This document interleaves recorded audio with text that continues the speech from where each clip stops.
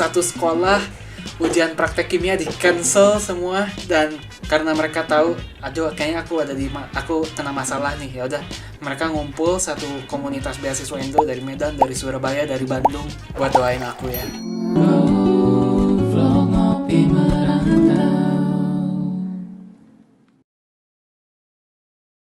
Hoki juga, tuh kan hoki kan aku kan. Koko kapan hokinya ya? Sudah dibahas di podcast yang lalu. Koko tidak diem aja nunggu peluang, terus tiba-tiba, peluang di sana. Koko bener-bener nggak ada peluang. Koko harus cari peluang sendiri, dan kalau misalnya ada dinding, Koko terobos dindingnya.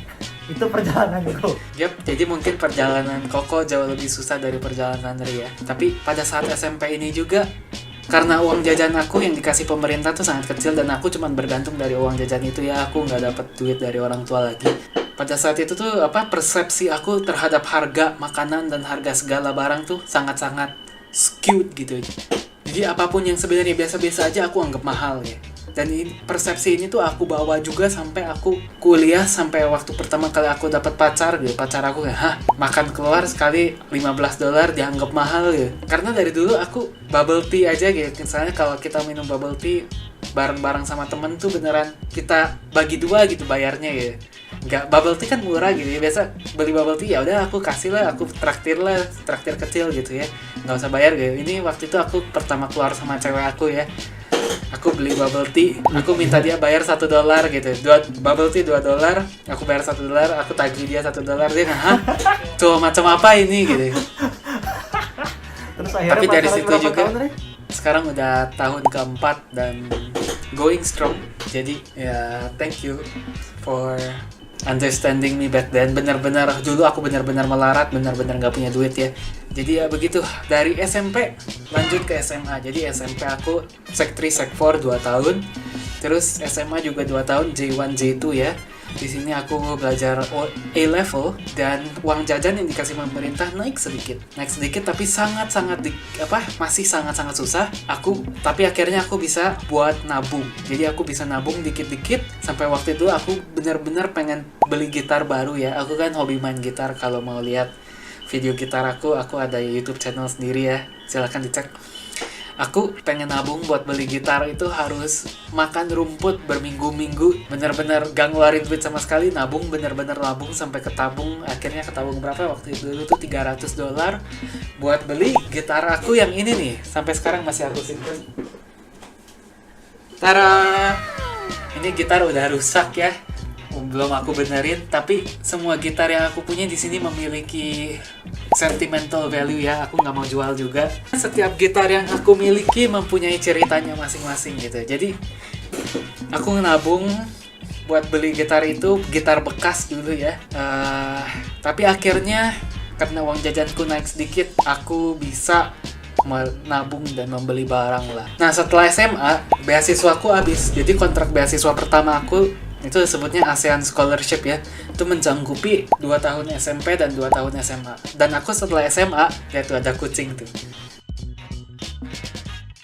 Enak rewel. Mau apa kamu? Setelah aku SMA, aku harus cari kuliah. Dan kuliah aku mau cari beasiswa lagi ya. Ini pun ada perjuangannya ya. Jadi dulu aku apply ke kuliah di Singapura tuh NUS, NTU, SMU, SUTD gitu ya.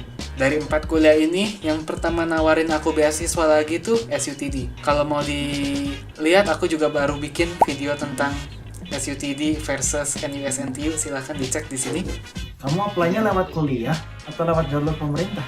Lewat kuliah. Jadi waktu apply kuliah tuh mereka ada tanya kamu mau beasiswa nggak? Bisa ditik. Kalau yes, bakal harus nulis esai lagi. Jadi mau masuk kuliah harus nulis esai, mau dapat beasiswa harus nulis esai lagi. Dan setelah nulis esai itu, kalau kamu di shortlist, kamu bakal diinterview sama donor yang mau kasih kamu beasiswa ya. Jadi waktu pertama kali aku dapat, iya, pemerintah atau organisasi atau company. kali ini buat aku kuliah, beasiswa aku tuh dapat dari company. Jadi organisasi yang bayarin aku, mereka bayarin aku 100% tanpa ada ikatan ke organisasi mereka. Why?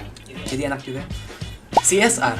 Jadi kalau company-company besar kan di sini mau terlihat baik gitu ya. Jadi mereka membuat yang namanya CSR, Company Social Responsibility, di mana mereka menyisihkan beberapa jumlah uang untuk didonasikan atau untuk dikasih ke orang-orang untuk membantu masyarakatnya balik lah.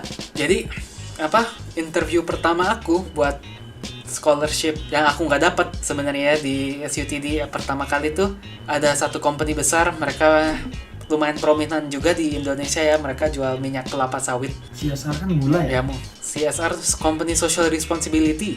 Nah, mereka interview aku, yang interview tuh kayak om-om gitu ya, om-om Chinese. Terus aku ingat mereka lumayan rasis gitu ya. Jadi mereka nanya gitu, nama aku Raymond Harrison gitu ya. Kamu bukannya orang Chinese ya? Mereka tanya. Aku bilang, oh iya aku orang Chinese gitu.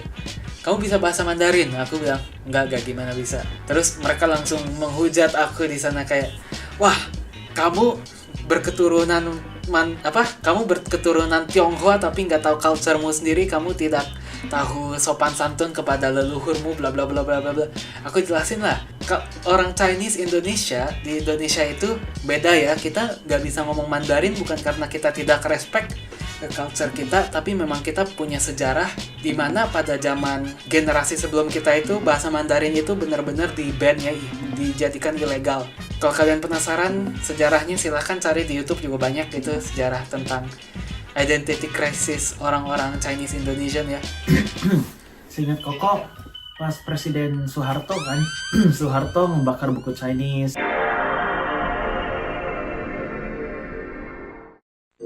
Gak cuman 98 itu terjadi karena Asian Financial Crisis, tapi itu kita bisa bahas lagi di podcast berikutnya kalau mau dibahas lebih dalam ya, tentang kehidupan mungkin Chinese Indonesian di Indonesia kayak gimana sebagai minoritas di Indonesia. Waktu aku jelasin ada alasan kenapa aku nggak bisa ngomong Mandarin, interviewernya langsung ngomong di depan aku. Aku kaget, pertama kali interviewer ngomong kata kasar gitu. Dia bilang bullshit. Iya ke aku. Tapi ya udah gitu. Ya udahlah, aku udah ngomong, ya udah aku nggak dapet lah kayaknya. Ya udahlah, kayaknya kali ini kuliah aku nggak dapet beasiswa kali ya. Itu aku untuk beberapa kalinya di ujung tanduk lagi nih, hampir gak dapet beasiswa. Sampai akhirnya dikabarin aku nggak dapet beasiswa itu. Beasiswa yang itu ya cuma 80% sebenarnya. Jadi walaupun dibayarin 100%, 20% lagi harus dibayar balik ke sekolah setelah kita lulus. Karena aku nggak dapet beasiswa itu, aku awalnya udah ya udahlah, lihat gimana lagi lah, lihat sejalannya aja ya. Ternyata ada yang nawarin lagi gitu, ada yang nawarin company lain kasih 100% beasiswa, dan pada saat itu aku nggak diinterview sama mereka gitu. Jadi langsung dapat gitu. Aku wah, bagus banget gitu, enak banget dan baik banget mereka gitu, bener-bener gak perlu interview. Mereka kasih aku beasiswa 100% buat aku kuliah di Singapura. Mereka cuman oke, beasiswa nih gitu. Iya, mereka nggak interview aku bahkan sama sekali. Yang terakhir kali aku dapat, tapi kali ini beasiswa aku nggak dapat uang jajan dan nggak mencangkupi tempat tinggal. Jadi yang mereka cangkupi cuman biaya sekolah, tapi biaya sekolah itu benar-benar mahal ya. Kalau kalian lihat di sini udah aku bahas, 1 tahun di SUTD itu ya sekolah $60,000 kali 4 tahun. 60,000 kali 4 berapa coba? $240,000 buat sekolah 4 tahun. Coba bayangin itu berapa duit tuh yang mereka keluarin buat aku. Nggak tahu, silakan editor translate ke Indonesian rupiah. Mungkin 3M kali ya, nggak tahu ya. Coba ya. Bener 3M lebih. Berarti sekarang SUTD berapa? 12.000-an. 12.800, 12.900. Karena beasiswa ini aku nggak dikasih uang tempat tinggal, setidaknya orang tua aku tuh bantuin aku biayain tempat tinggal aku ya. Jadi setiap bulan mereka keluar duit $400 buat bayarin hostel aku. Tapi buat uang jajan itu masalah lain. Uang jajan aku harus cari sendiri. Dan di sini aku juga struggle. Aku bener-bener harus juggle antara sekolah dan kerja. Soalnya sekolah juga ya kalau buat aku mau skip beasiswa itu, aku bener-bener harus ada nilai minimum lah, ada GPA minimum. Kalau kita jatuh di bawah GPA itu, kita bakal dapat warning. Kalau tetap di bawah itu, semester berikutnya kita dicabut beasiswanya. How about kamu dulu pas SMP kan sekolahnya di lumayan elit. Teman-teman kamu orang tuanya banyak yang kaya. Mungkin tidak.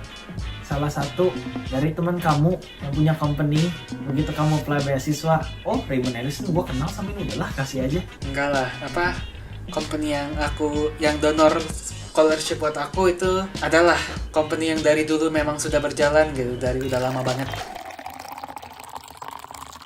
Hey, jangan skip dulu video ini. Percaya nggak kalian kalau aku bisa bikin kartu ini melayang ya?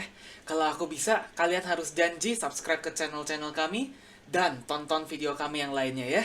Ayo kita lihat. Hey, melayang beneran ini. Sesuai janji.